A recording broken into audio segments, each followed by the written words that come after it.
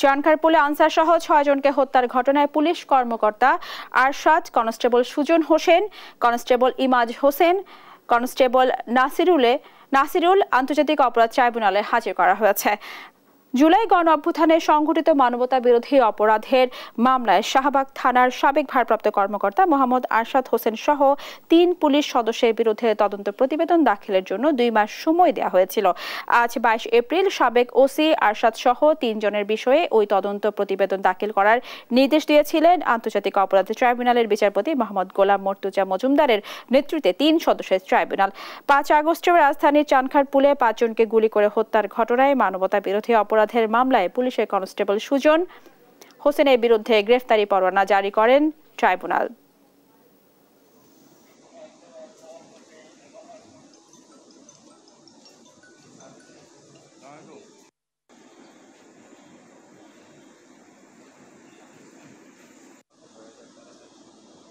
আন্তর্জাতিক অপরাধ ট্রাইব্যুনালে রয়েছেন আমাদের সহকর্মী এনআই নাহিদ।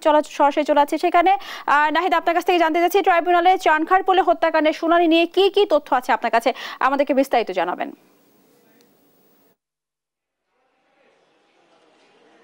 ধন্যবাদ স্নেহা। যেমনটি আপনি বলছেন, এই মুহূর্তে আমি আছি আন্তর্জাতিক অপরাধ ট্রাইব্যুনালের সামনে। আপনাকে পূর্ববর্তী ঘণ্টাতে যেমন বলছিলাম যে চানখারপুল হত্যার শহীদ আনাজ সহ ৬ জনকে হত্যার ঘটনায় কিন্তু ৪ জনকে আজকে আদালতে হাজির করা হয়েছে এবং তদন্ত প্রতিবেদন দাখিল করা হয়েছে। তো আপনি জানেন যে জুলাই আগস্টে গণহত্যার প্রথম মামলা হিসেবে রাজধানীর পুরান ঢাকার চানখারপুলের ঘটনার তদন্তের কাজ শেষ হয়েছে এবং এই ঘটনায় ৮ জন পুলিশ সদস্যের বিরুদ্ধে তদন্ত রিপোর্ট তৈরি করা হয়েছে।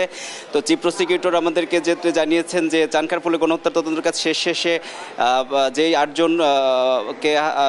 জনের মধ্যে ৪ জনকে হাজির করা হয়েছে এবং ৪ জন আসামি কিন্তু পলাতক রয়েছে।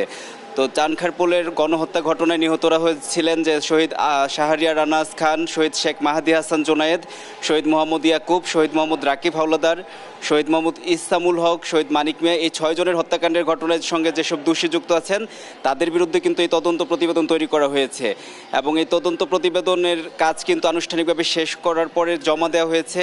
এই রিপোর্ট নিয়ে ফর্মাল চার্জ প্রক্রিয়া শুরু হয়েছে এবং এটা নিয়ে কিন্তু আজকে শুনানি হবে এবং আনুষ্ঠানিক বিচার কার্যক্রম শুরু হবে।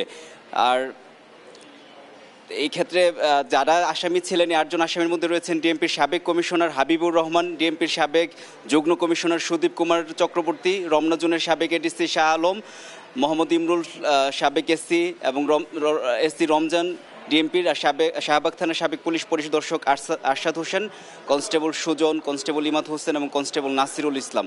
তো এর মধ্যে আজকে কিন্তু ৪ জনকে হাজির করা হয়েছে। তারা হচ্ছেন শাহবাগ থানার সাবেক পুলিশ পরিদর্শক আরশাদ হোসেন, কনস্টেবল সুজন, কনস্টেবল ইমাদ হোসেন এবং কনস্টেবল নাসিরুল ইসলাম। তো তাদের বিরুদ্ধে তদন্ত প্রতিবেদন দাখিল করা হয়েছে এবং আজকে কিছুক্ষণ পর শুনানি শেষে হয়তো বা চিফ প্রসিকিউটর আমাদেরকে গণমাধ্যমে তাদের বিরুদ্ধে কী ব্যবস্থা নেওয়া হয়েছে, কী করা হয়েছে এই নিয়ে আপডেট জানাবেন। তো আন্তর্জাতিক অপরাধ ট্রাইব্যুনাল থেকে এই ছিল আমার কাছে সব শেষ। নাহিদ, আপনাকে ধন্যবাদ।